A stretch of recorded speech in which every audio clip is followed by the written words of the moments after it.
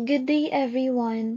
We are the Group 5, and today we will discuss the guidelines for preparing stock and the basic principles of preparing soup. I am Rica May Prado Caballero, together with my members Denmark Magayon, Gilbert Panes, and Raymark Ibib. So let's start.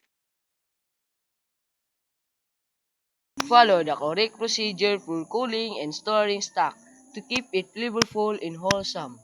This means we prefer to store stock prepared so it is clean, safe, and delicious.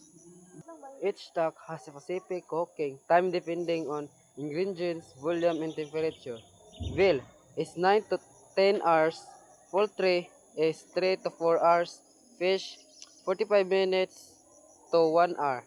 Different stock need different time.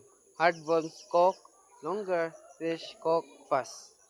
Stock ingredients must start in cold water to help extract protein and flavor. This means cold water give more flavor, hot water block the flavor. Stock should be simmered gently. Boiling makes them cloudy. This means we cook slowly to keep the stock clear.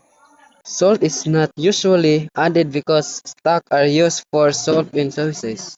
This means no salt yet so it won't be too salty later. Add meat first. Remove the scum before adding vegetables. This means we skim the foam to remove impurities and keep the stocks clean. So now guys, let's move on to basic principles of preparing soup. We have 5 principles. And the first one is you have to start with cold water. Why cold water? Because most protein, vitamins, and minerals dissolve in cold water. Part of the flavor comes from these components. Using hot water would lessen the flavor and nutritive content of stock. So, in a very short way, or in a very short explanation, we start with cold water so the soup has full flavor and nutrition. Okay, the second principle. The second principle is cutting vegetable to appropriate size for the type of stock. The size of cut helps the maximum flavor to be extracted.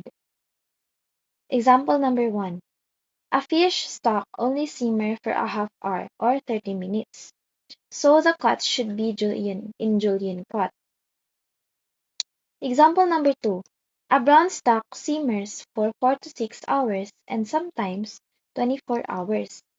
So the cut should be 1 cube so that stock will have time to extract the flavor rather, and will not fall apart after a long cooking.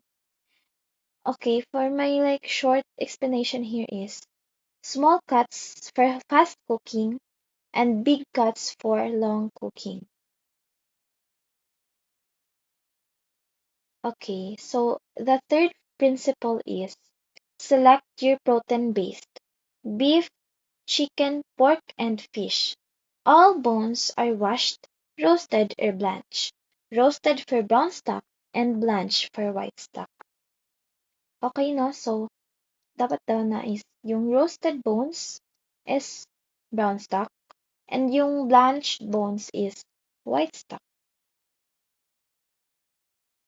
Okay, so the fourth principle is simmering. Gentle extractions aid in flavor and nutrition. Boiling causes cloudiness through agitation of the ingredients. So, slow cooking keeps the soup clear and tasty. So, dapat simmer lang jud kay siya para mas clear ang ato ang soup or mas lasa siya. Okay, so the last principle or the fifth principle rather is skimming. Keep the stock clear. The scum on top of stocks contain impurities. So the scum on top contains impurities and must be removed. So we skim the foam to make the soap clean and clear.